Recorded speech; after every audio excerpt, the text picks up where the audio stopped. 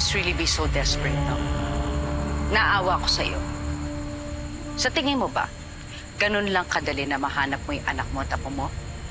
Hindi ako nagpunta dito para tulungan ka.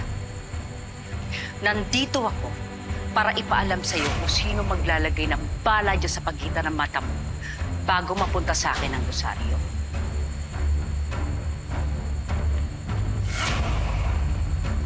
That's not part of our deal. No deal, Judge Palmores. And if I were you, hindi na ako lalaban. Dahil isang kibo mo lang ay patutumbahin ka ng mga tao. Wala ka ng ibang pupuntahan.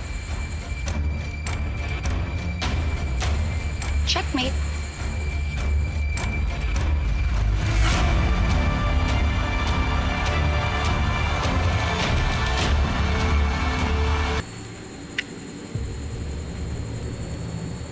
You know, Miss Aguirre, nangihinayang ako sa'yo. At alam mo, tama ka rin naman. Mukhang masyado na rin akong desperado. Willing akong ibigay sa'yo ng buong-buo ang Rosario. Kapalit ng anak ko at ng apo ko. Judge. I wasn't born yesterday. Alam naman natin pareho na hindi mo isusuko ang Rosario ng ganon-ganon lang. Kahit para pa sa kadugo. It's like you know me very well. Alam mo, Miss Aguirre, lahat naman tayo mamamatay. Una-una nga lang. Pero nangihinayang ako dahil walang magmamana ng binubuo kong impyerno. Hindi ba? Well, sorry na lang sa mga tagapagmana mo.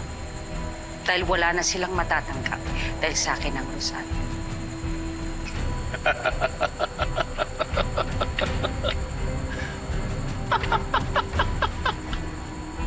Ba't ka tumatawa? What's funny? What's funny?